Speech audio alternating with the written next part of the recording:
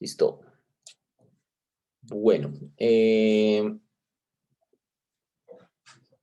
básicamente es lo que está aquí en el tablero, ¿no? Entonces, digamos, si uno tiene un punto en R3, X, Y, Z, uno puede, digamos, en las dos primeras coordenadas hacer coordenadas polares, cambiar por coordenadas polares, ¿no?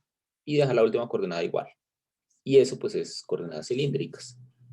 Bien. ¿De dónde viene el nombre? Entonces, básicamente, ¿por qué se llaman coordenadas cilíndricas? Estas son las transformaciones, ¿no? ¿De dónde viene el nombre? Básicamente es porque si digamos dejamos, por ejemplo, pensemos en qué representa, digamos, si yo dejo R como una constante,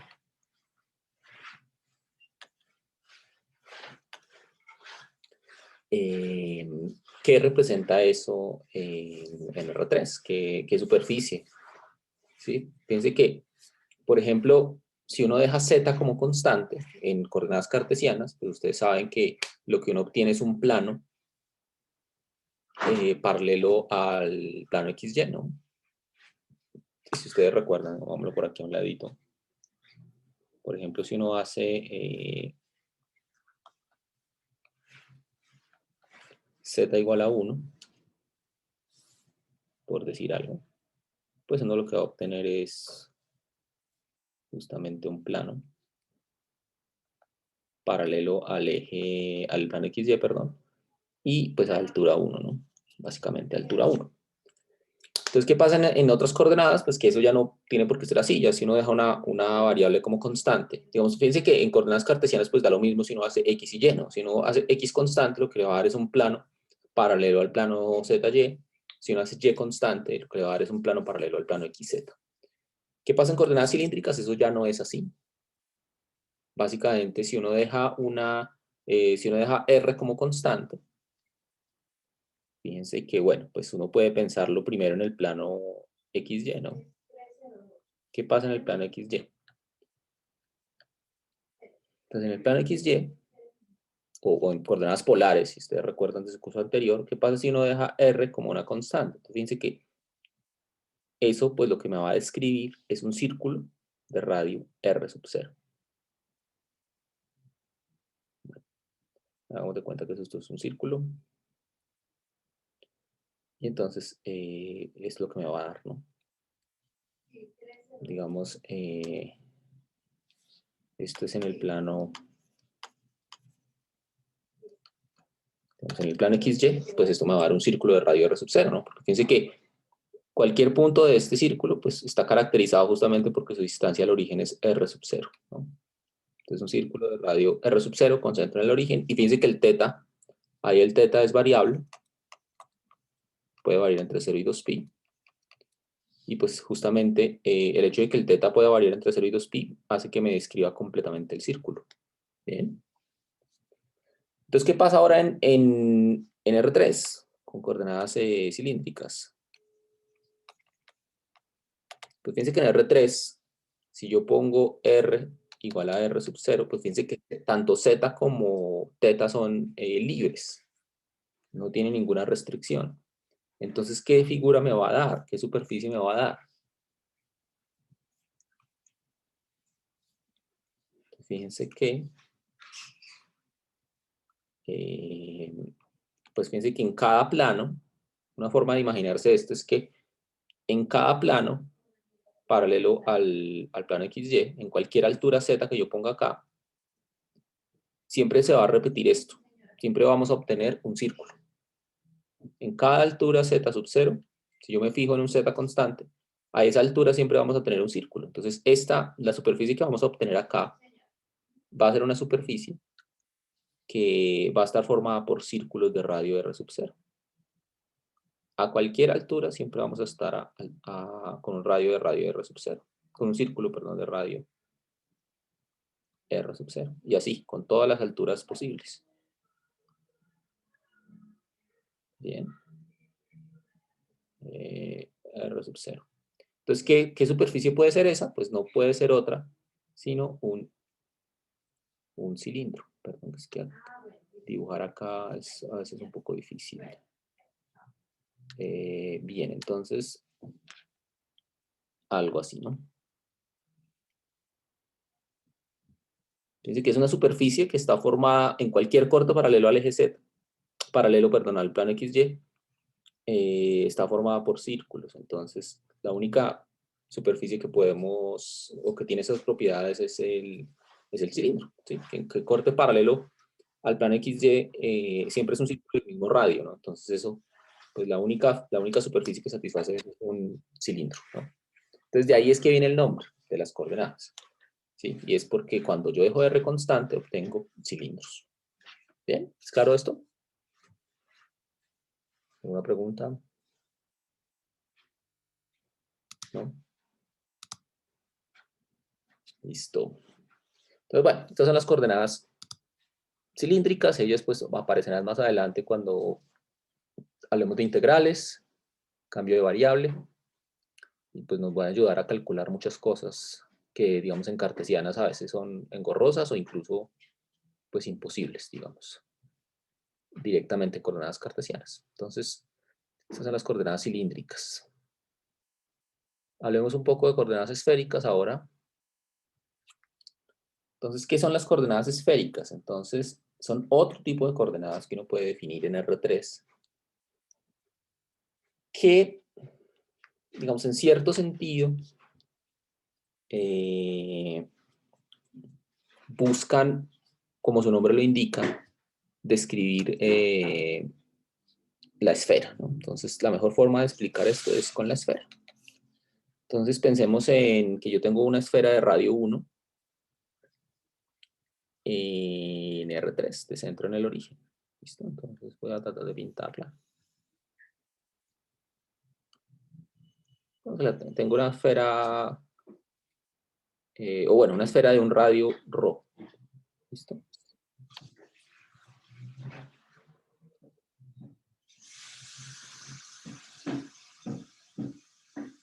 Digamos que ahí tengo la esfera.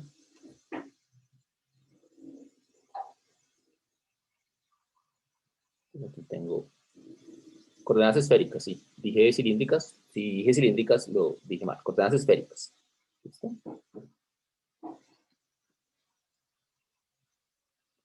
Entonces, vamos a explicar coordenadas esféricas. ¿Listo? Entonces, estoy dando acá el espacio de R3 con sus coordenadas. Y entonces, supongamos que tengo una esfera ahí de radio ρ.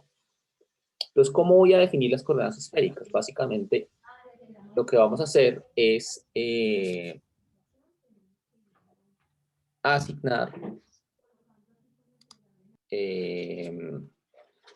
a un punto en R3 dos ángulos y un radio, básicamente. Fíjense que en cilíndricas yo tenía como dos distancias, que una era el radio abajo, el R, el radio en el plano XY, y otra era Z. Acá solo voy a tener una distancia, que es el radio, básicamente el radio de la esfera. Entonces, vamos a ver.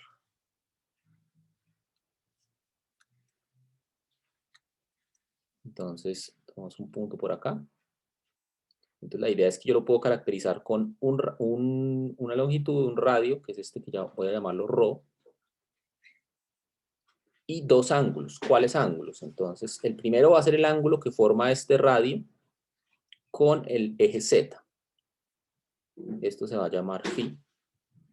A ver, perdón, aquí phi. Bueno, para seguir la anotación del libro, entonces phi. ¿Y cuál va a ser el otro ángulo? Entonces, el otro ángulo lo obtengo básicamente proyectando el punto sobre el plano XY y calculando el ángulo con el eje X. ¿Listo? Profe, una pregunta. Dime. En las coordenadas cilíndricas, ¿en dónde podemos ver el ángulo en las gráficas? El ángulo. Bueno, pues, a ver. Sí, digamos, con las gráficas que hasta ahora hemos hecho, pues como que el ángulo no ha aparecido, ¿no? Como que siempre el ángulo está variando entre 0 y 2pi, pero eso no siempre ocurre. Eso no siempre ocurre. Pensemos, por ejemplo, en cómo describiríamos nosotros la mitad de un cilindro, por ejemplo. ¿Sí? Digamos que yo quiero describir en coordenadas cilíndricas, digamos, solo medio cilindro. Digamos algo así. Yo lo voy a pintar aquí al ladito. Supongamos que yo tengo solamente, quiero describir en coordenadas solamente medio cilindro.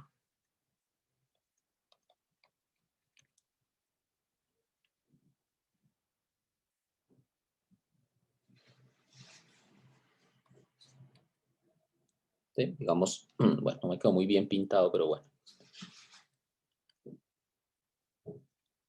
Algo así, como medio cilindro, ¿no? Digamos que acá, por aquí está el eje Y, por aquí está el eje X. Entonces fíjense que, ¿cómo hago yo para describir medio cilindro? Y si tengo que usar el ángulo, ¿sí? Aquí digamos que este es el eje Z. Sí, por ejemplo, bueno, digamos, si yo pienso este cilindro, este medio cilindro, en el plano XY, pues que no me quedó muy bien pintado, pero bueno. Dice que en el plano XY, o sea, solo en el plano XY, ¿cómo se ve esto? Pues fíjense que en el plano XY, esto se ve como un medio círculo. Entonces, si yo quiero describir este medio círculo en polares, fíjense que la forma de hacerlo, bueno, digamos que esto es de radio 1, la forma de hacerlo es decir, que R es igual a 1 y que el ángulo θ varía, fíjense que ahí el ángulo no hace todo el recorrido, ¿no? Sino básicamente el ángulo varía entre 0 y pi. Bien. Entonces, por ejemplo, si yo quisiera describir medio cilindro, esta sería la manera. Y ahí es donde, digamos, aparece el ángulo, ¿no? O sea, el ángulo en este caso me describe, digamos, si yo restringo los intervalos del ángulo, esto me describe solamente una parte del cilindro, ¿bien? Ok, gracias. Y una pregunta, y entonces, por ejemplo, yo quisiera decir un cuarto de cilindro, entonces diría como que el ángulo va de 0 a pi medios. A pi medios, exacto, sí. Dirías Ah, que ok. el ángulo va entre 0 y pi medios. O incluso, pues, uno podría también pensar en, bueno, ¿qué representa, por ejemplo, si yo dejo θ constante, por ejemplo, ¿qué superficie me representa θ igual a pi cuartos? Entonces, si θ es igual a pi cuartos, fíjense que eso, pues, si ustedes lo miran en el plano XY, eso es solamente media, como media recta, digamos, una semirrecta. Esto sería θ igual a pi cuartos, ¿cierto? Entonces, si ustedes miran eso en el espacio, en R3, pues eso me va a dar es como un semiplano, ¿sí? Porque fíjense que en Z no, eso no afecta en nada, entonces voy a tratar de pintarlo. Y eso lo que me va a dar es como algo así, ¿no? Como la parte positiva, sí, la parte positiva de un plano. Algo así. Donde el ángulo que forma acá es pi cuartos. ¿Bien? Entonces, bueno, ya cuando sigamos viendo un poco más estas cosas, pues van a aparecer más ejemplos. ¿Listo? Listo. Entonces, bueno, volvemos a lo que estábamos en esféricas, ¿no? Entonces, en esféricas, entonces uno describe un punto con 3 coordenadas, ¿no? Una que representa el radio, que pues para diferenciarlo de polares no lo voy a llamar R, lo voy a llamar ρ. Lo voy a llamar ρ, como una P. Una letra como parecida a una P. Vamos a hacer ρ.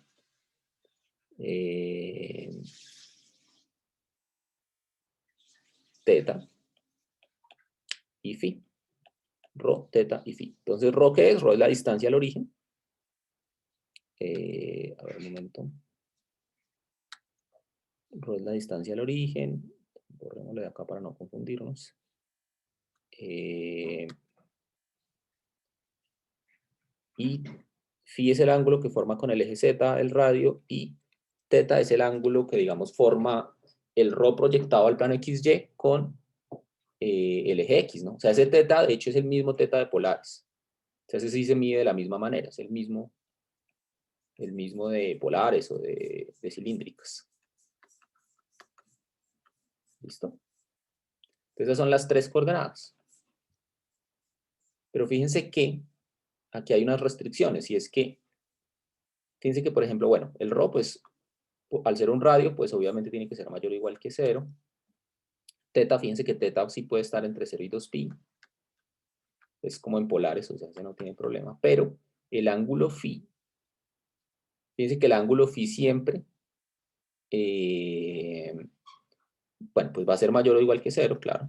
Pero algo importante acá es que siempre va a ser menor o igual que pi. O sea, el máximo valor que puede tomar phi es pi. ¿Por qué? Porque si ustedes ponen un punto por aquí abajo, digamos un punto por aquí abajo, por más posición extraña donde lo pongan, digamos si el punto lo pongo por aquí, siempre hay una manera de medir el phi que es como la menor entre las dos, ¿no? Porque fíjense que acá, por ejemplo, en este punto inicial, en este punto, en el primer punto que yo pinté, fíjense que el phi podría ser este, o podría ser el complementario, ¿no? Sí, digamos el que completa el 2pi, ¿no? Este que yo pinté acá. Pero entonces siempre lo vamos a medir como el más pequeño, ¿no? Siempre vamos a medir el ángulo como el más pequeño entre los dos. Entonces cualquier punto que yo ponga, siempre hay uno de los dos ángulos que está entre 0 y pi. Entonces este punto que yo puse acá, pues fíjense que hay dos ángulos, ¿no?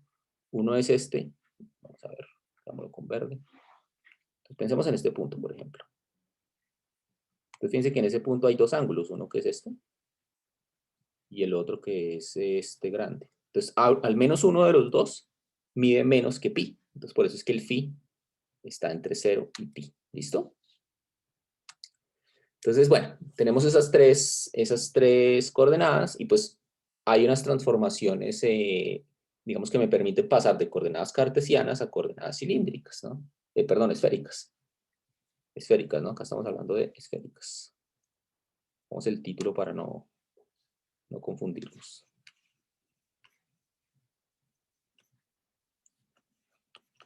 Coordenadas esféricas, ¿listo? Muy bien. Entonces, listo. Entonces, pues veamos cómo pasar de, digamos, si yo tengo un punto de coordenadas cartesianas, cómo pasarlo a esféricas. Pues más o menos claro, es más o menos claro de cómo uno expresa ρ, ¿no? Porque fíjense que ρ es el radio, es la distancia al origen, o en otras palabras, la magnitud del vector. Entonces, si yo pienso este punto que estoy señalando acá, lo pienso como un vector, pues fíjense que ρ corresponde a la norma del vector, ¿no? Entonces, ρ, pues tiene que ser la raíz cuadrada de x cuadrado más y cuadrado más z cuadrado, ¿cierto? Simplemente la magnitud del vector. La magnitud del vector x, y, z. ¿Listo? No tiene problema. ¿Cómo son las otras dos? Entonces, bueno, pues hay que mostrar cómo son. Entonces, fíjense que teta, pues ya lo sabemos hacer también a partir de coordenadas polares, ¿no? Porque fíjense que, entonces, pues sabemos que entonces, pues x es igual a R, pues bueno, esto lo sabemos de polares, ¿no? R coseno de teta, y es igual a R seno de teta. Fíjense que estoy usando polares acá, ¿no? Pero yo de hecho R también lo puedo calcular en términos de ρ, porque fíjense que este triángulo, a ver, este triángulo que forma ρ, esto que estoy acá subrayando, fíjense que este de acá abajo es R. Este que está aquí en el plano XY es R. Ese es un triángulo rectángulo, digamos, si yo lo saco acá afuera para que se vea más, es algo así, ¿no? Es como ρ por acá, R por aquí, y bueno, si quieren, además de eso, pues miremos que aquí tengo phi, ¿cierto? Ese ángulo es phi. Entonces Entonces fíjense que phi con este de acá, que no le voy a poner nombre por ahora, con este que estoy señalando acá, ellos suman 90 grados. Pero eso también pasa con este ángulo de acá y el de aquí arriba. Este de aquí arriba con el de abajo, con el que es adyacente a phi, ambos suman 90. Entonces, phi con su adyacente suman 90, pero también el adyacente con el opuesto suman 90. Entonces, este señor de acá tiene que ser phi. ¿Sí? Ese de ahí tiene que ser phi. Entonces, yo puedo calcular R en términos de ρ usando este phi. ¿Bien? O sea, yo puedo escribirlo acá, a ver. Como usando este triángulo, fíjense que el seno de phi, ¿qué es? Entonces, fíjense que el seno de phi es cateto opuesto a phi, ¿no? El opuesto a phi es R justamente. Entonces, R sobre ρ. Y de acá pues puedo despejar, entonces ρ es igual a R seno de phi. Bien. Y bueno, fíjense que entonces a partir de esto pues puedo sustituir acá, ¿no? Puedo sustituir en X. Entonces, X es igual a R coseno de phi. R coseno de teta, perdón, pero perdón, aquí escribí esto mal, ¿no? Sí, aquí esto está mal, ¿no? No, sí está bien, ¿no? Rho. Creo que Sí, sería rho al revés, R. sí. Bueno, Sí. Tienes toda la razón. Tienes toda la razón. Entonces, sí. Lo pensé bien, pero lo escribí mal. Entonces, borramos esto y dejémoslo bien. Entonces, ¿cómo era esto? Entonces pasé a multiplicar el rho. Entonces me quedó fue que ¿cómo fue? Otra vez esto, seno de phi. Seno de phi es igual a R sobre ρ.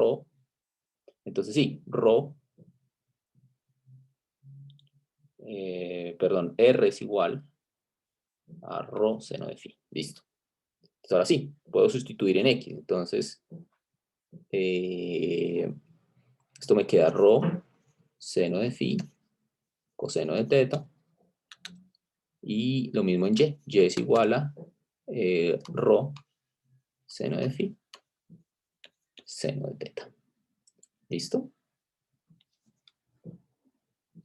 Entonces ya tengo una descripción para X, para y fíjense que para Z también, porque en este triángulo verde, el triángulo con el que hicimos el análisis anterior, también contiene a Z. También contiene a Z, porque fíjense que Z, si yo tengo un punto por acá, en la esfera, fíjense que Z es esta altura, que si yo la pinto en el verde, es este Z de acá. Es el cateto adyacente a phi. Entonces yo también lo puedo calcular ahí en términos de funciones trigonométricas, ¿no? Entonces también yo sé que coseno de phi es igual a z sobre ρ, es decir, z es igual a ρ coseno de phi. Entonces ahí ya tengo el tercero, z es igual a ρ coseno de phi. Bien.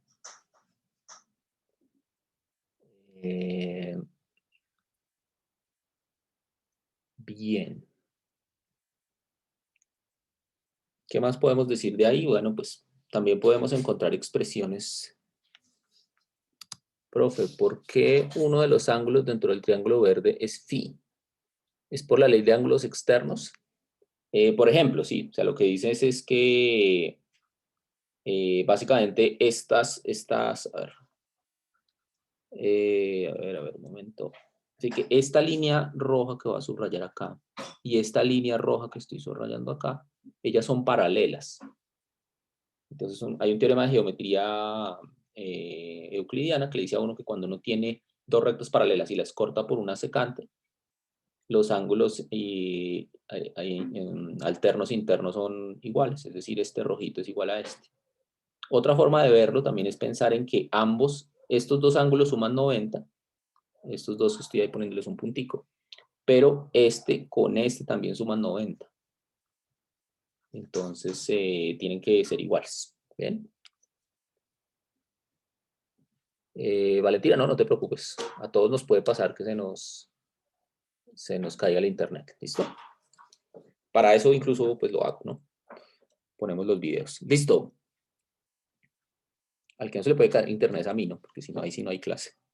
Bueno, listo. Bien. Profe, ¿podría repetirme por qué phi debe ser mayor o igual que 0 y menor o igual a pi? ¿Por qué, Catalina? Porque fíjate que si tú mides el ángulo que forma cualquier punto con el eje z, siempre lo puedes medir de dos maneras, ¿no? O sea, digamos, si yo lo pinto por acá, vemos que por aquí tienes el eje z y por acá en algún lugar tienes el vector. Vemos que por aquí tienes ρ. Entonces siempre tú puedes medir el ángulo de dos maneras, ¿sí? Puedes medir el pequeño o el grande, ¿sí?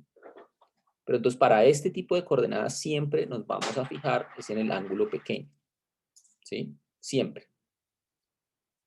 Entonces, por eso es que el ángulo, siempre cuando tú vas a medir un ángulo entre dos vectores, siempre hay uno de los dos que está entre 0 y phi, entre 0 y pi, perdón.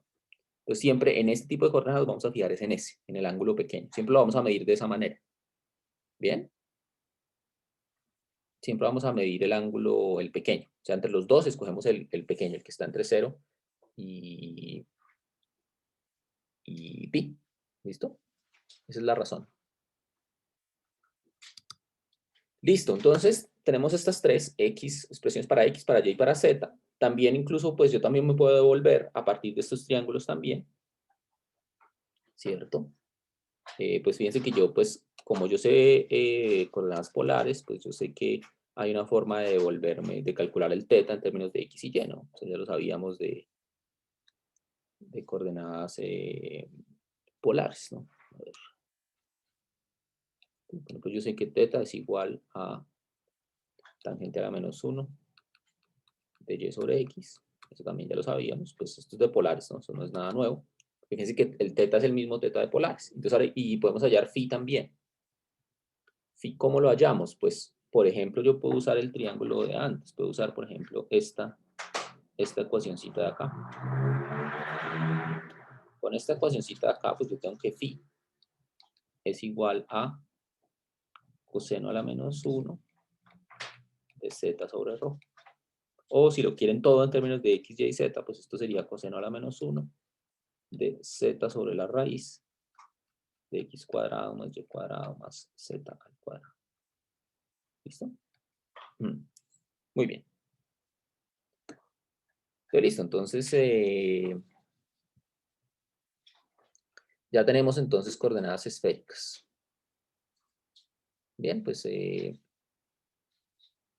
en el libro hay algunos ejemplos, ya podemos mirarlos más adelante, pero ahora déjenme pasar ya al capítulo 2. ¿Listo? ¿Tiene alguna pregunta, algún comentario sobre esta parte?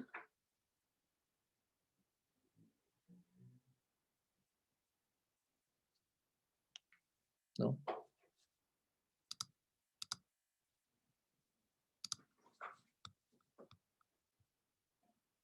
Bueno. Entonces, bueno, un comentario antes de seguir. El quiz del jueves, es el jueves que tenemos el quiz, ¿no? La segunda clase complementaria. Lo vamos a hacer en la plataforma Webwork. Ya me activaron el curso, entonces yo hoy en la tarde les voy a mandar las instrucciones.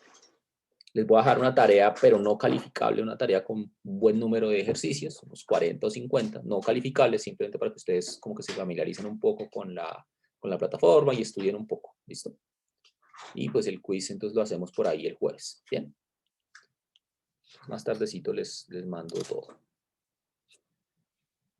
Bueno, entonces, ¿cómo se llama la página? Webwork. Les mando aquí en el chat, les escribo cómo se llama. Yo ahorita más tardecito les mando todo. Y es como la de Uniandes, es como Webwork.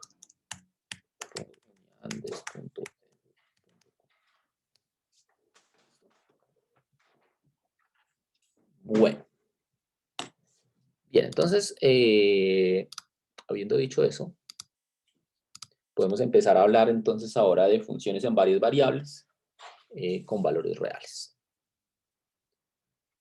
¿Listo? Entonces, ¿De qué se trata esto? Pues es como cuando uno veía precálculo y le hablaban de funciones, pero entonces las funciones de precálculo pues eran funciones con una sola variable. La variable usualmente la llamaba uno x. Bien. Acá vamos a estudiar funciones, pero las funciones, las variables son vectores. ¿Sí? O sea, uno puede pensar en que digamos tenemos una función de una variable, pero la variable es un vector, o en otras palabras, uno también puede decir que la función tiene varias variables reales. ¿Sí? Digamos, por ejemplo, vamos a hablar de funciones.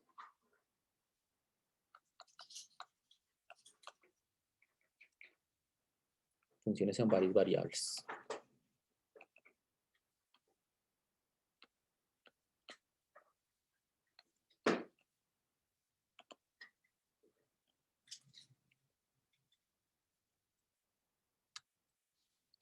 Entonces, básicamente, pues ahora la función, nuestras funciones dependen de un vector. Bueno, quizás no sea buena idea ponerle x como variable. Bueno, sí, ponle x como variable. X vector, ¿no? Que le puse una flechita arriba por eso. Y pues uno puede pensar entonces que es o bien como si la variable fuera un vector, o bien como si la función tuviera tres variables reales, ¿no? X, bueno, x, y, z.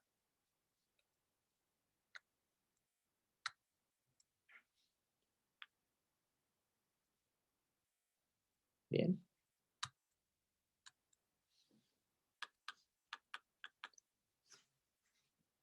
Entonces, pues ahí cualquier expresión que no se le ocurra, pues es una función en tres variables, por ejemplo, x cuadrado más y cuadrado más z cuadrado a la 3 medios, ¿no? Esa es una función en tres variables.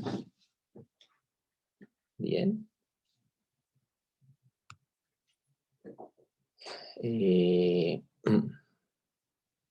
O también pueden haber funciones que, fíjense que esto, digamos, esto es un número real, ¿no? Entonces, vemos que uno lo que está diciendo ahí es que la función f está definida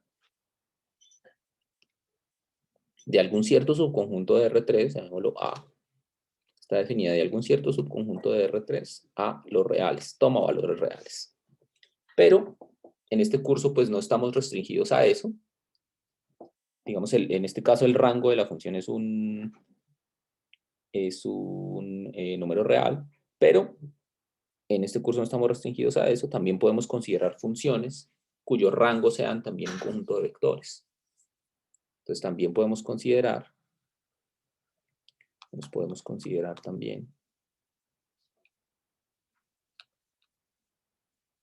funciones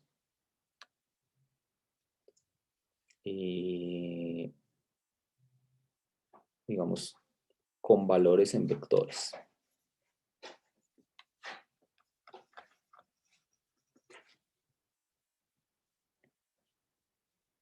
Bien, ¿qué significa eso? Entonces, pues podemos pensar entonces que f como tal toma valores vectoriales. ¿Sí? Vamos, por ejemplo,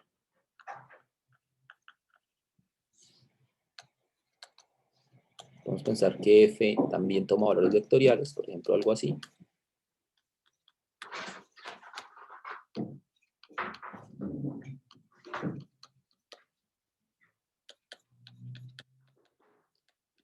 Entonces fíjense que esa función que yo acabo de escribir ahí, primera componente x cuadrado menos y cuadrado, segunda componente x a la 3 menos z a la 4, y tercera componente raíz de x cuadrado más y cuadrado más z cuadrado, esa es una función que toma valores en R3.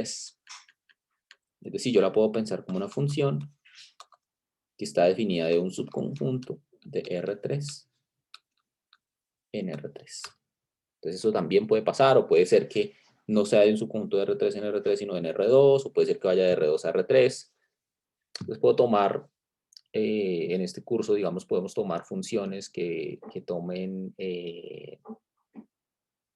digamos, valores en vectores o valores en números reales. Digamos, no tenemos restricciones. Bien. Bien, y pues, fíjense que en lo que sí hay restricciones es en las gráficas, porque uno pues solo puede graficar cosas que estén en R3 para dimensiones mayores. no hay manera de graficar, ¿no?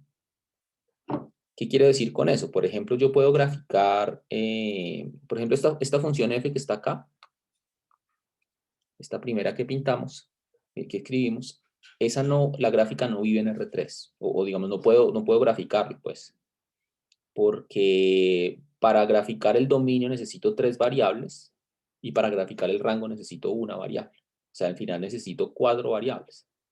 Yo no puedo hacer una gráfica en el sentido clásico de la palabra de esta función. Y pues de la de abajo menos. De la segunda tampoco, porque fíjense que la segunda necesito 3 variables para el dominio y 3 variables para el rango. O sea que si la gráfica existiera, viviría en R6. Pues tampoco, que hasta ahora solo sabemos graficar hasta R3. ¿Listo? Entonces esas dos no tienen gráfica. Para que tengan gráfica, pues yo necesito que digamos que al tener las variables, al sumar las variables del dominio más las del rango, me dé máximo 3. ¿Sí? Porque uno sí puede graficar funciones de una variable, porque fíjense que, digamos, en una variable uno tiene y igual a f de x. Ahí solo necesito una variable para el dominio y una variable para el rango. Entonces ahí la gráfica pues vive en R2. ¿Sí? Porque necesito solamente 2 variables para describir la gráfica. ¿Qué cosas uno sí podría graficar? Entonces, por ejemplo, algo como z igual a f de xy. Ahí la gráfica estaría en R3. 2 variables para el dominio, una variable para el rango. Bien. ¿Qué otra cosa podría uno graficar en R3? Por ejemplo, algo de este estilo. Algo que sea como una función de una variable y que tome valores en R2, por ejemplo. ¿Sí? Algo como esto, algo como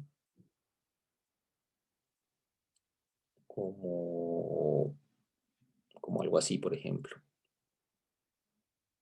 ¿Sí? Como f de x igual a 2 variables, digamos.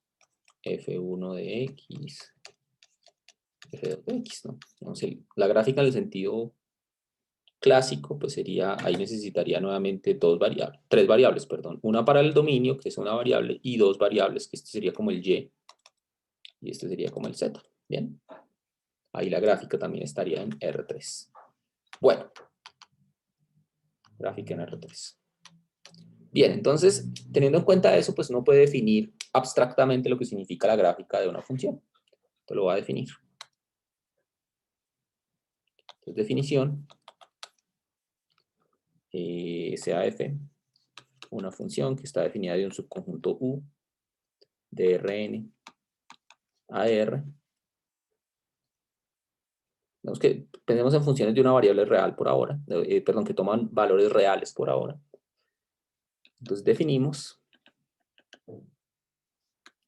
la gráfica de f, lo que se llama la gráfica de f, como el subconjunto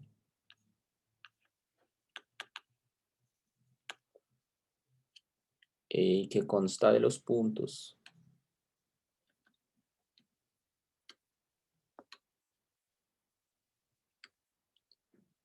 básicamente, ¿de qué puntos? Pues tomar todas las variables del dominio, digamos, x1 hasta xn, esas son variables en el dominio, y les agrego la función f de x1 hasta xn, tales que, bueno, acá, fíjense que eso que está ahí,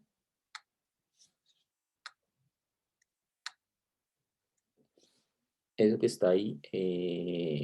una tupla o es una,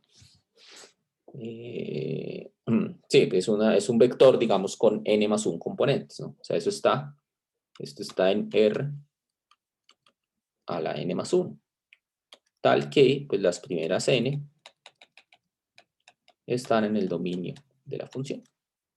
Eso es la gráfica, simplemente es tomar los puntos del dominio y agregarles la imagen. básicamente. Dice que eso es lo que uno hace cuando grafica una función. ¿Sí? Cuando uno grafica una función, lo que hace es toma puntos del dominio y los completa con su imagen, ¿no? ¿Sí? Es como cuando uno hace la tabla de valores. En cierto sentido, esto es como la tabla de valores, ¿no? O sea, uno tomó un valor en el dominio y le agregó su imagen. Bien, el valor, lo que pasa es que ahora el valor en el dominio es un vector, pero es lo mismo de antes. Es como si uno estuviera haciendo una tabla de valores. Lo único es que los valores ahora son vectores. Los valores, digamos, de entrada y la salida, pues sí son números reales. Bien. Entonces, lo que uno llama la gráfica de la función. Alguien por aquí me escribió algo. Sí, bueno. Listo. Entonces, eso es la gráfica de f. Entonces, como les decía yo antes, pues, si n es igual a 1, o sea, si la función depende de una sola variable, entonces la gráfica, fíjense que es un subconjunto de R2. Entonces, pues es una de las gráficas que ustedes ya han hecho en sus cursos anteriores. Yo que sé, es algo así, ¿cierto? La gráfica es un subconjunto de R2. ¿Qué pasa si n es igual a 2? Entonces, si n es igual a 2, yo puedo representar esto en R3, ¿no? Ahí lo que está pasando es que tengo dos variables que representan el dominio y una variable que representa el rango. Entonces ahí pues lo que sea que tengamos.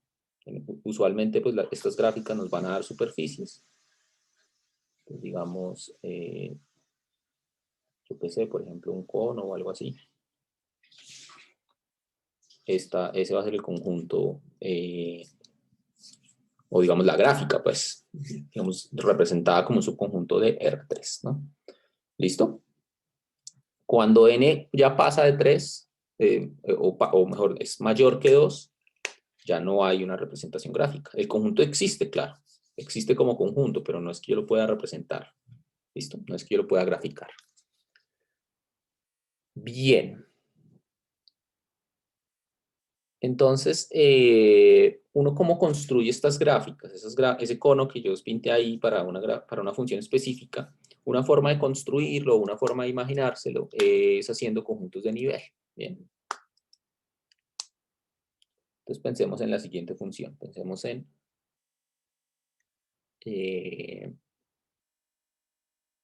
una función sencilla por ahora. Entonces, damos un ejemplo. Entonces pensemos en la siguiente función. F de xy igual a x cuadrado más y cuadrado.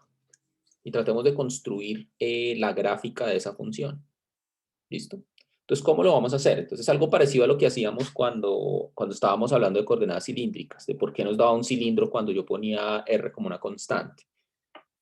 Entonces, ¿qué vamos a hacer ahora? Entonces, yo voy a pensar esta gráfica, entonces, como vista en R3, entonces a Z le voy a asignar a la variable Z le voy a asignar el rango, o sea, voy a llamar, entonces la gráfica sería como Z igual a x cuadrado más y cuadrado. Entonces, ¿qué vamos a hacer? Vamos a empezar a ver qué pasa cuando dejo Z constante, qué curvas me van dando, ¿sí? ¿Qué curvas me van dando? Entonces, pongamos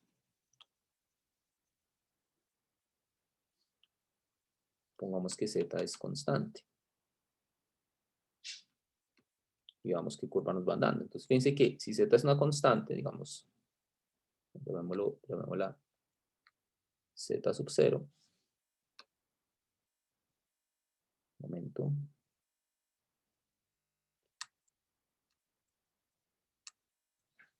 Llamémosla, pues vamos Z sub 0. Entonces, ¿cómo me queda la gráfica? Entonces, fíjense que me queda, o la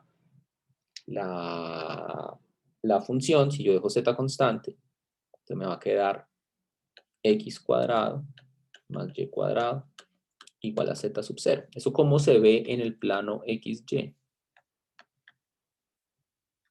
¿Qué gráfica es esa en el plano XY? Entonces, fíjense que es un círculo de radio raíz de Z sub 0.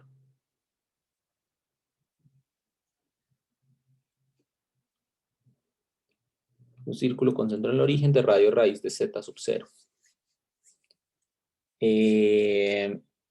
Claro, aquí hay unas restricciones, ¿no? Entonces fíjense que si z sub 0 es negativo, no hay gráfica.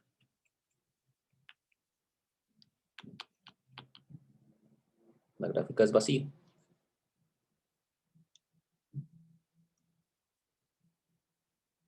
La gráfica es vacía. ¿Eso qué quiere decir? Eso quiere decir que si yo quiero construir la gráfica, quiere decir que si yo quiero construir la gráfica, o si me estoy imaginando la gráfica, en la parte negativa del eje Z no puede haber. No puede haber gráfica. Entonces, básicamente, si yo la quisiera construir, entonces deberíamos tener algo así.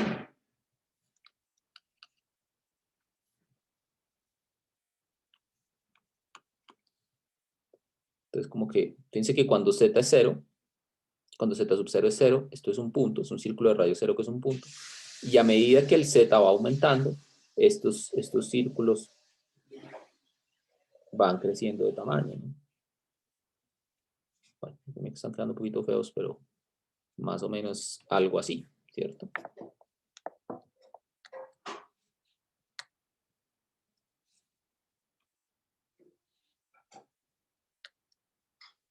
Más o menos. Perdón, aquí, el borrador me está molestando.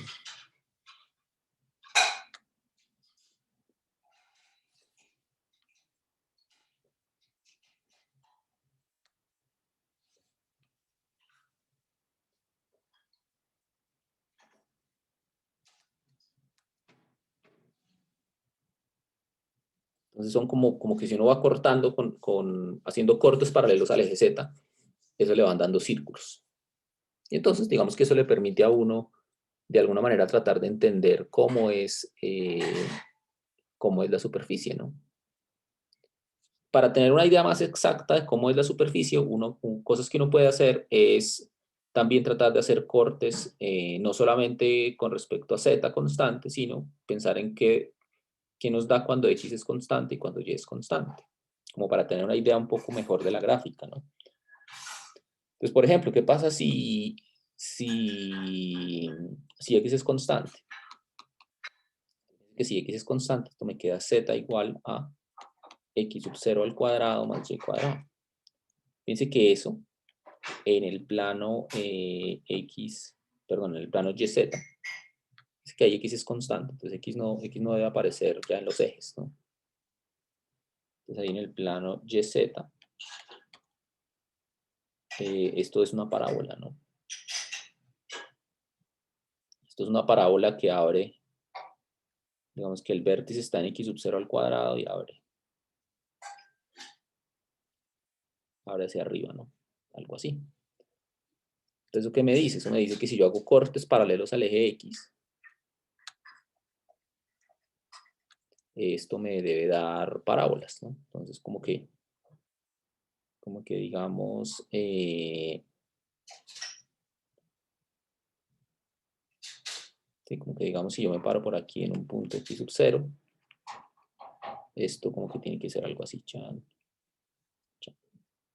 Por ejemplo, si X, en particular, si X es igual a X sub 0, perdón, si X es igual a 0, es una parábola que abre, convierte en el origen y que abre hacia arriba. Es decir, que estos círculos negros que yo estaba pintando acá, la forma en que se van uniendo es una parábola. O sea, la curva que va apareciendo ahí es una parábola. Bien. Entonces la curva que va apareciendo ahí es una parábola. Me la pinto un poquito mejor.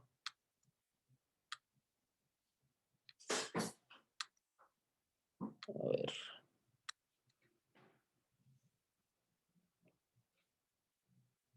Algo así, ¿no? Y pues igualmente, si yo hago Y como constante, voy a obtener también parábolas, ¿no? Entonces, la superficie, pues ya uno se empieza a imaginar qué debe ser, ¿no? Entonces, la superficie que me da esa gráfica debería ser algo como un paraboloide. Un paraboloide circular, ¿no? Es una superficie que, si le hago cortes con respecto al eje Z, me dan círculos. Cortes paralelos, perpendiculares al eje Z me dan círculos, y si le hago cortes perpendiculares al eje X o al eje Y, me dan parábolas. Entonces, como que es algo así, ¿no? Algo formado por círculos acá. Y los círculos, digamos, se van pegando unos con otros, describiendo formas de parábolas, ¿no? Entonces, digamos, algo así.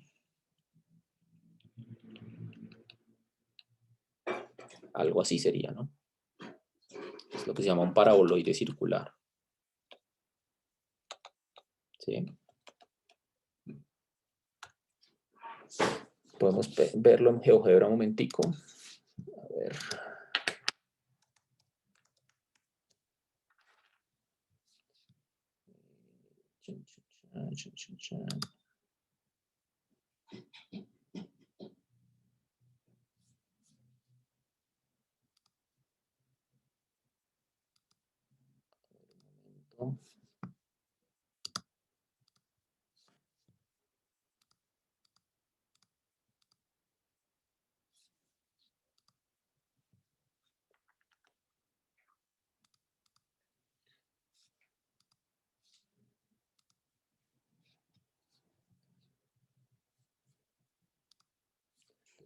Compartirles pantalla. Entonces voy a dejar de compartir este momento, el tablero. Y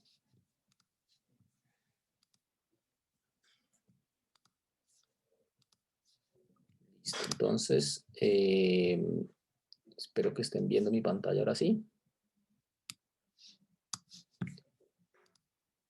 Entonces la gráfica que estábamos queriendo imaginarnos era z igual a x cuadrado más y cuadrado.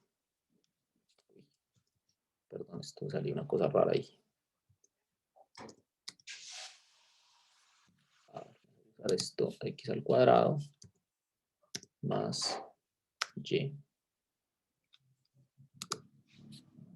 momento que esto quedó mal acá, a ver. Listo, por fin. Entonces, pues esto es un paraboloide circular. Fíjense que ahí, digamos, si yo la miro desde arriba, ahí se ve el círculo, ¿no? Y, digamos, este rojito es el eje X. A ver, no, el verde es el eje X. Entonces, fíjense que si yo hago un corte, digamos en 0, en X igual a 0, en X igual a 0 es como, como mirar la gráfica en el plano YZ, es decir, en el eje rojo y el eje azul. Entonces, si yo la miro ahí, pues ahí está la parábola claramente. Perdón. El eje rojo y el eje azul, ahí está la parábola. Bien, bien clarita. E igual si yo ahora miro, digamos, si hago y constante, pues también tengo entonces parábolas acá. Bien. Paraboloide circular. Paraboloide circular. Listo, entonces voy a volver al tablero. Bien. ¿Cómo se llamaba? Sí, paraboloide circular. Bien, entonces voy a compartir ahora otra vez el tablero.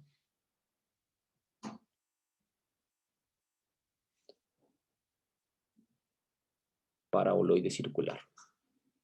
Bueno. Entonces, bueno. En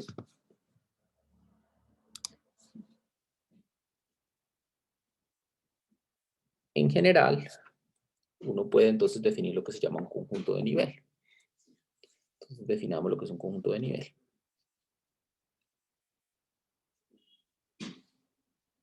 Entonces, definición. Entonces, sea F de un conjunto de Rn en R y C un número real. Entonces, el conjunto de nivel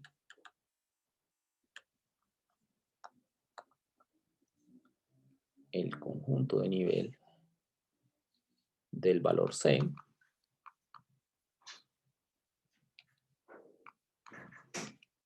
del valor C es el conjunto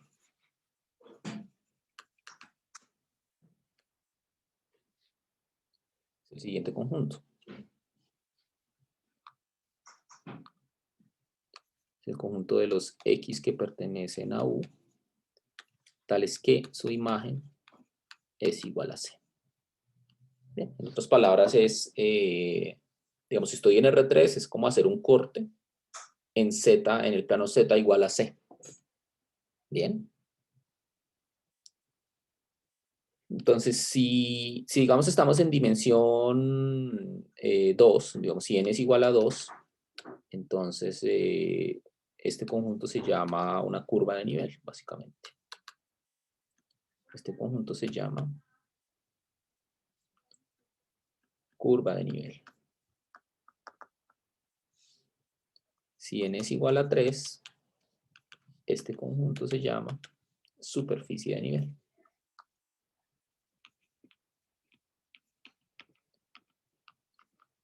Claro, fíjense que si n es igual a 3, como hemos dicho antes, la gráfica de la función vive en R4, entonces no la puedo dibujar. Pero lo que sí puedo dibujar son los conjuntos de nivel, porque los conjuntos de nivel están en una dimensión abajo. ¿Sí? Es decir, los conjuntos de nivel de una función que va de R3 a R, ellos están en R3. Entonces eso sí los puedo pintar. Bien. Bueno, veamos otros ejemplos de esto.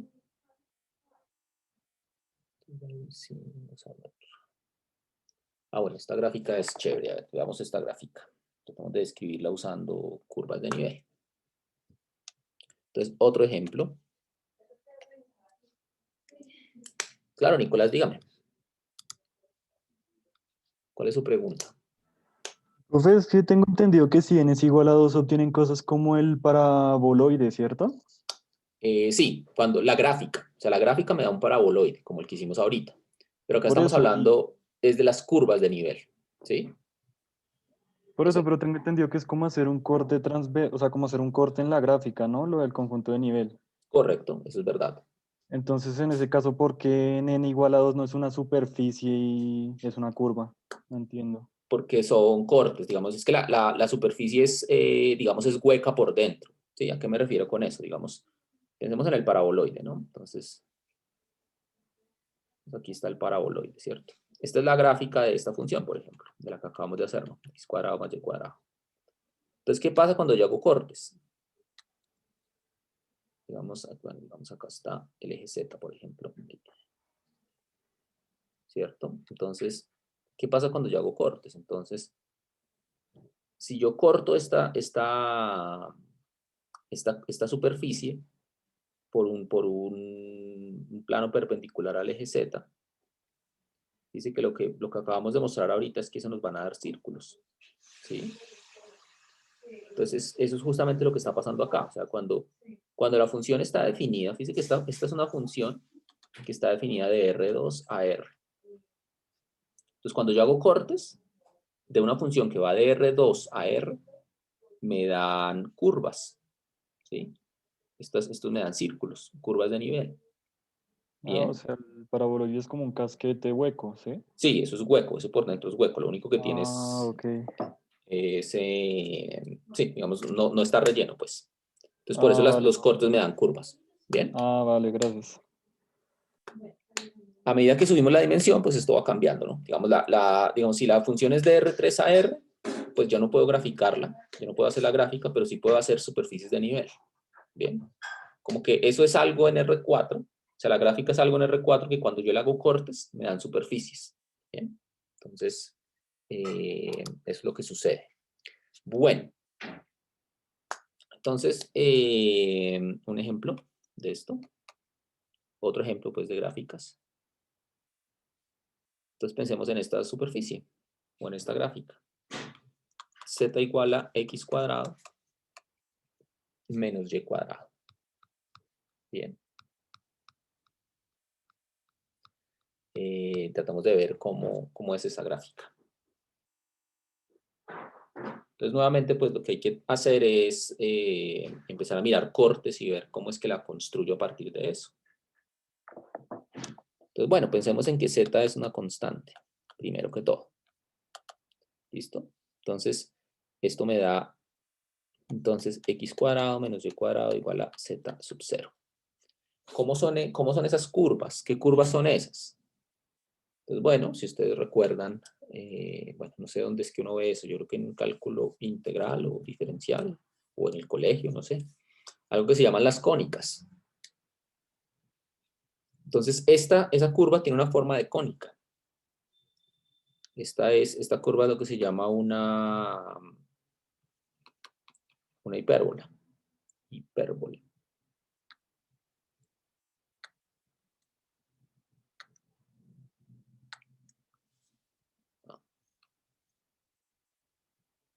Una hipérbola.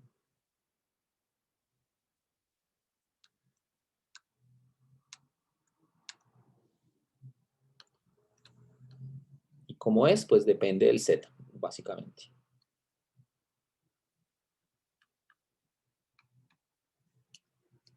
¿Sí?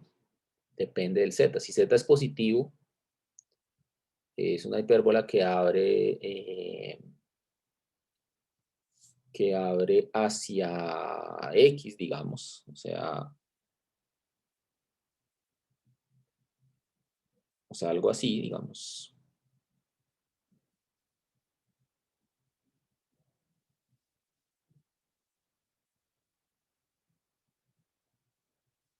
Vemos que vemos aquí z igual a,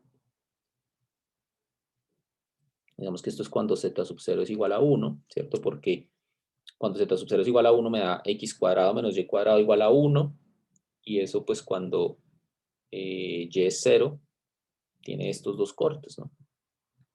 Estos dos cortes, z sub 0 igual a 1. ¿Qué pasa cuando z es 0? Dice que cuando z es 0, esto me da x cuadrado menos y cuadrado igual a 0. Esto es x cuadrado igual a y cuadrado, saco raíz, y entonces me queda x igual a más o menos y. Eso me da dos rectas.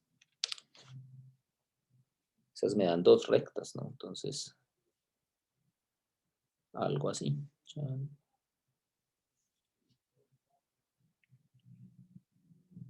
Bueno, la idea es que no se corten, ¿no? Pero es que pintar acá a veces es difícil. Bien, y a medida que yo agrando el z, las hipérbolas como que van encajadas unas entre otras. Por ejemplo, si z es igual a 2, esto debería ir por acá.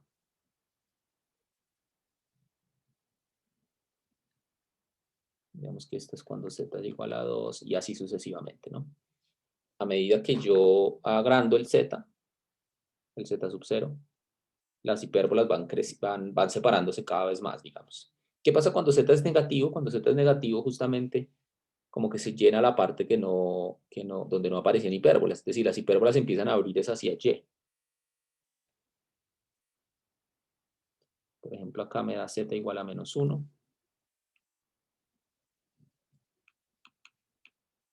Y z igual a menos 2, entonces como más separadas las ramas. Y así sucesivamente. Bien. Estas son las curvas de nivel de esta gráfica. ¿Sí?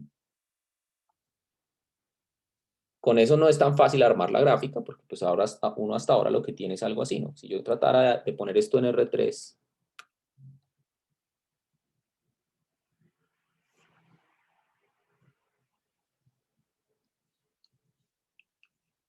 si yo tratara de poner eso en R3, pues como que todavía no tengo muy claro cómo. O sea, tengo que poner hipérbolas. Tengo que poner hipérbolas y en el plano XY incluso tengo que poner dos rectas. Entonces esto como que digamos, si z es positivo, entonces la hipérbola, bueno, aquí quizás para que me salga mejor el dibujo es mejor cambiar el orden de los ejes. Entonces, a ver, pongamos mejor acá y en lugar de x y x en lugar de y, ¿listo? Entonces aquí y aquí x. ¿Por qué lo pongo así? Básicamente porque es más fácil pintar las hipérbolas abriendo hacia x así. Es como que, a ver, como que cuando z es positivo, entonces lo que tengo son hipérbolas abriendo hacia x, algo así. Algo así. ¿cierto? Entonces, cuando tengo un z sub 0, y a medida que yo disminuyo el z, estas hipérbolas como que se van acercando la una a la otra, hasta que en z igual a 0 se vuelven dos rectas, ¿no? Entonces, una cosa que podría ser interesante para entender un poco cómo... Entonces, fíjense que la gráfica, al menos en la parte positiva, se va armando como con hipérbolas, ¿no? Entonces, algo que sería interesante es ver esas hipérbolas, qué forma tienen cuando se van poniendo juntas, qué forma describen en el plano XZ. Entonces, en el plano XZ, ¿cómo obtengo yo el plano XZ? Pues es haciendo y igual a 0, ¿no? Entonces, ¿qué pasa cuando? A ver, un momento, ¿qué pasó con esto? Ah, ya. Entonces, algo interesante que uno podría hacer es mirar cómo se pegan esas hipérbolas. Entonces, a ver, un momento, borramos esto que me quedó ahí.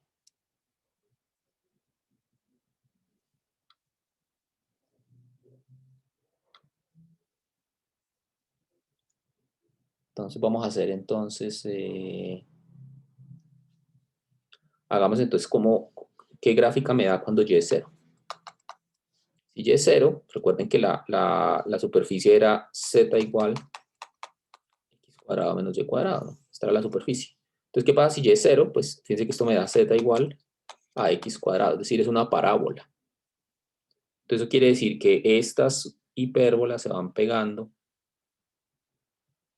armando como una parábola, es decir, que algo así debería ser la superficie, al menos en la parte positiva. Fíjense que en la parte negativa es todo al revés. Digamos, si yo pinto acá la parte negativa del eje Z, ¿cierto? Ahí es todo al revés. Entonces ahí las hipérbolas abren hacia Y. Entonces como que van por allá para atrás. Y, sí, digamos, las hipérbolas abren hacia Y. Básicamente. Entonces, bueno, para que no me salga tan mal el dibujo, esperen un momento.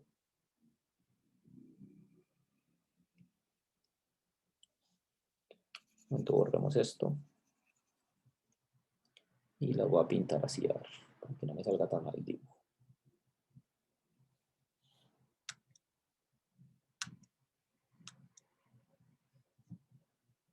Listo, a ver.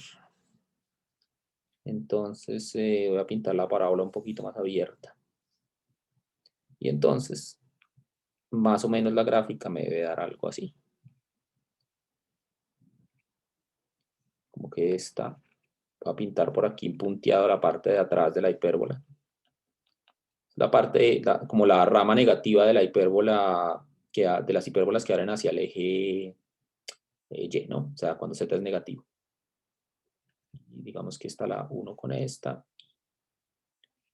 Finalmente está la 1 con esta. Entonces, algo así debería ser la gráfica de esta función. Bien. Fíjense que, por ejemplo, ¿qué pasa cuando x es 0? Cuando x es 0, esto me queda z igual a menos y cuadrado. Entonces, las hipérbolas de abajo, cuando se unen, forman una parábola que abre hacia abajo. Entonces, la voy a tratar de pintar por acá. A ver. Entonces, como que es algo así, ¿no? Que esta. Esa hipérbola, las hipérbolas negativas cuando se unen forman una parábola que abre hacia abajo. Entonces, algo así debería ser la gráfica. Esta gráfica, pues, esta se llama la silla de montar. Esta se llama la silla de montar. Tratamos de verla en GeoGebra un momentico. Entonces, voy a compartirles otra vez, entonces, GeoGebra.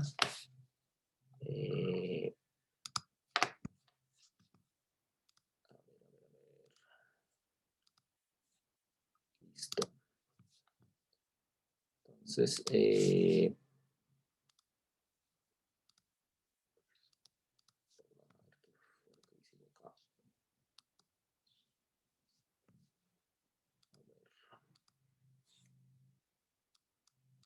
momento. Entonces acá x cuadrado menos y cuadrado. Uy, quedó muy grande esto.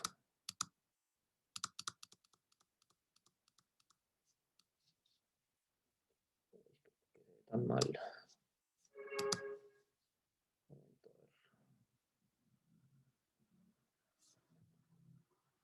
Creo que se está viendo bastante mal esto. No.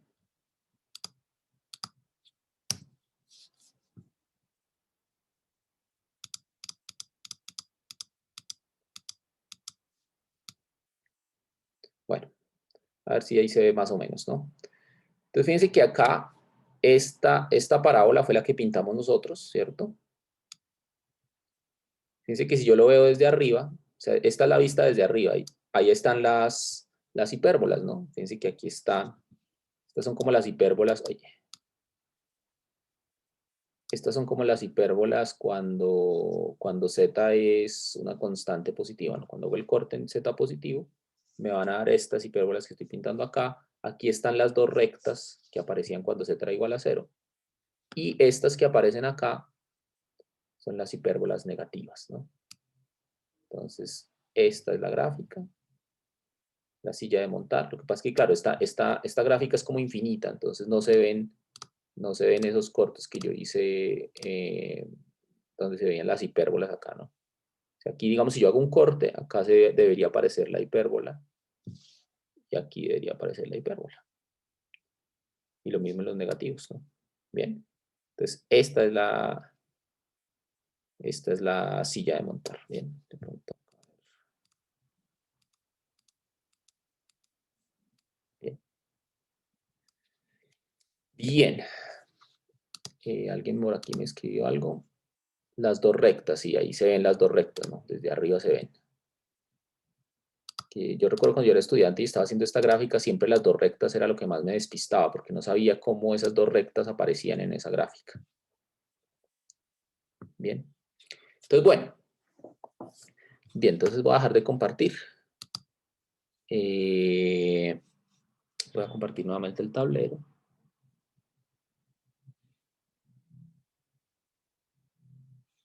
Entonces, bueno, ahí está la silla de montar. Esta gráfica o esta función va a ser ejemplo de varias cosas en lo que vamos a ver. Fíjense que este punto, por ejemplo, en este punto la función, digamos, si ustedes piensan en el plano tangente, que no he definido lo que es, pero uno se puede imaginar qué es. Fíjense que el plano tangente acá es completamente horizontal, pero ese punto no es ni máximo ni mínimo. Es que fíjense por ejemplo, en el paraboloide, ¿no? Paraboloide, por ejemplo, que abre hacia abajo. Entonces, fíjense que en este punto, el plano tangente es horizontal y ese punto es un máximo. Este punto es un máximo de la función. Lo mismo en el paraboloide que abre hacia arriba, ¿no? En ese paraboloide, en el punto de abajo, en el vértice, el plano tangente es horizontal y ahí su punto es un mínimo. Esta función es una función que el plano tangente es horizontal, pero a pesar de eso no es ni máximo ni mínimo. Hay direcciones en donde la función crece y hay direcciones en donde la función decrece. Bien. Bien, eso no lo hemos visto todavía, solamente era un spoiler pues, de lo que vamos a ver más adelante. Bien. Bueno, ¿qué más les digo yo sobre esta parte? Bueno, el libro ahí explica un poquito más esta gráfica. Fíjense que esta gráfica uno también la puede pensar como una papa Springles. O sea, si yo no la miro como en un cuadrado, sino en un círculo, queda como una papa Springles. Si quieren, acá les comparto un momentico la gráfica del libro para que entiendan lo que estoy diciendo. Entonces, fíjense acá está como la Springle, ¿no? Como que tiene unas direcciones en donde es una parábola, como que va hacia arriba, y tiene otras direcciones que sean como estas de acá o acá, sí, donde la función es decreciendo, ¿no? O acá también. Bien. Entonces, en ese sentido decía yo que era un Springall. No, esta es la que teníamos antes, la silla de montar. Sí, yo creo que hay un error en el libro. Porque no, la de z igual a x cuadrado más y cuadrado es un paraboloide, esa no tiene por qué bajar en ningún momento. Estas gráficas corresponden a la silla de montar. Bien, yo creo que aquí hay un errorcillo en el libro. ¿Listo? Porque acá se ve claramente que hay una parábola que va hacia abajo y una que va hacia arriba. Entonces el paraboloide no tiene esa propiedad, la que tiene esa propiedad es la silla de montar. Bien. Entonces todo esto son gráficas de la silla de montar, ¿no? Bien. Bueno, entonces voy a dejar de compartir. Yo creo que, uy, ya me estoy pasando del tiempo. Bueno, entonces, muchas gracias por la asistencia y entonces nos veríamos el jueves. ¿Listo? Yo ahorita más tardecito les mando el, el, el link de la página y la tarea pues no calificable. ¿Listo? Entonces que estén bien. Profe, Nos una vemos. pregunta. Dime.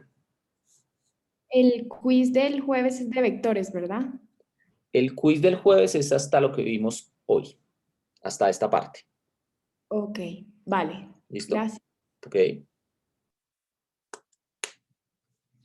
Profe, qué pena, tengo una pregunta. Dime.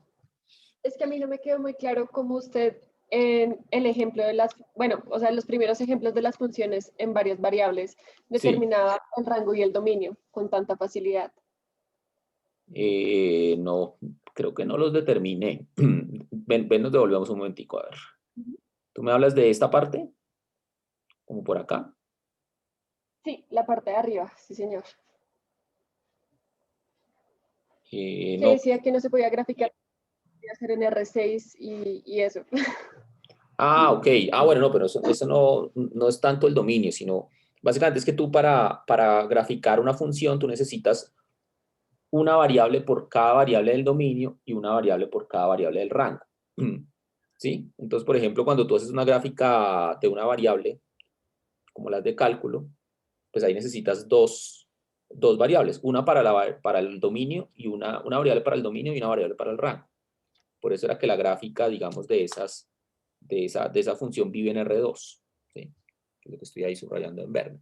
Básicamente es una variable para el dominio y una variable para el rango.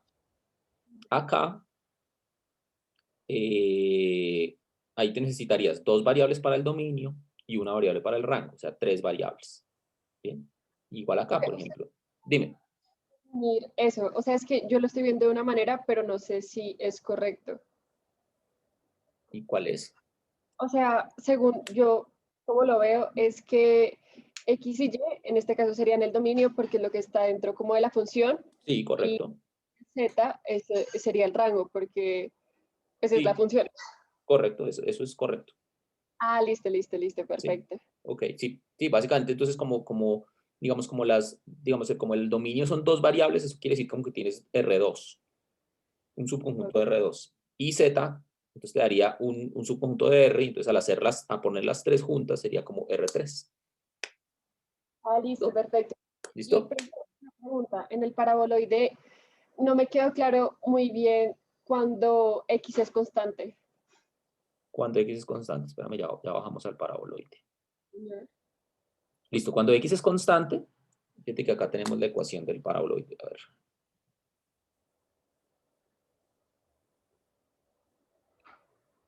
A ver, un momento. Ya, listo. Entonces, esta es la ecuación del paraboloide, ¿no? Z igual a x cuadrado más y cuadrado.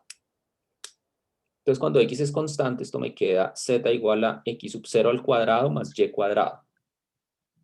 Sí, señor. Entonces, fíjate que eso es una parábola, porque este señor de acá es constante. Este es Ah, constante. Entonces, es como si fuera z igual a 1 más y cuadrado. ¿Sí? Entonces, simplemente es una parábola, pero que abre un poquito más arriba, que empieza como más arriba. Es la única diferencia. ¿Sí? Entonces, listo. Ok. sí, está bien. Y entonces esa en la gráfica en R3 se representa es como una parábola que aparece por acá. Cuando tú haces un corte, en el, digamos, perpendicular al eje X en el punto X sub 0, te va a aparecer es como si tú cogieras el paraboloide y lo cortaras con un cuchillo en un pedazo, te tiene que dar una parábola. ¿Bien? Listo. Ok, listo, ¿Está entendido. bien? Sí. Señor, sí. Listo. Perfecto. Bueno, Gracias. Isabela, dices, pero ¿podría repetir cómo se forman las hipérbolas en la última gráfica? En la última gráfica, listo, a ver, entonces, a ver, vamos a la última gráfica.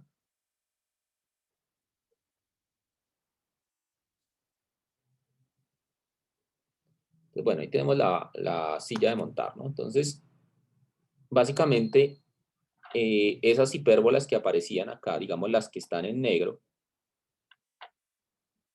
estas que están en negro, son las que van positivas, ¿no? Porque si, vamos a ver, subamos un momentico. Entonces, estas que están aquí en negro en el plano, estas que están aquí en negro en este plano, son las que cuando z es positivo. Entonces, z positivo me dan hipérbolas que abren hacia x. Entonces, esas son estas que van apareciendo acá. Esa es esta, la más alta, pero aquí a medida que voy bajando, ellas van apareciendo acá. ¿Sí? Y entre más abajo voy, más cerca están. Entonces esto como que se va cerrando acá. ¿Sí? Como cuando uno mira la montaña entre Monserrate y Guadalupe, ¿no? A medida que uno va acercándose, como que entre las dos montañas se van cerrando una a la otra, ¿no? Y entonces de ahí salen las hipérbolas. Las negativas son estas que estoy acá punteando. Pasa que las negativas son un poquito más difíciles de ver, pero son, digamos, esta última tiene su parte aquí, la parte positiva es la que está aquí en negro y la parte negativa es la que está por acá punteada. Y así van apareciendo, ¿no? Una por una. No sé si eso aclara un poco. Pero ahí z es constante, sí, exacto. O sea, las hipérbolas son cuando z es constante. Entonces son cortes perpendiculares al eje z. ¿Sí? Ya las otras curvas aparecen es cuando hago cortes en X o en Y. Por ejemplo, esta verde que pinté yo acá, esa es cuando X es 0. Esa es esta. Cuando X es 0, me aparece una parábola que abre hacia abajo y esa es esta verdecita que estaba yo señalando acá. Bien. Cuando Y es 0, entonces cuando Y es 0 me aparece esta, ¿no? Esta parábola de acá. Listo. La que, digamos, le da la forma como se van uniendo las hipérbolas. Bien. Listo, Isabela. Bueno, entonces les agradezco mucho. Listo, nos vemos el jueves.